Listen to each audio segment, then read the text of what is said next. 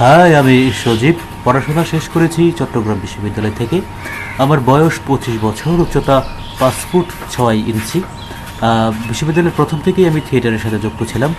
চট্টগ্রামে প্রতিনিধি নাট্য সম্প্রদায়, ঢাকায় এসে লোকনাট্য দলের একটি অ্যাক্টিং কোর্স আমি করেছি 3 মাসের। এখনও এখানেই আছি।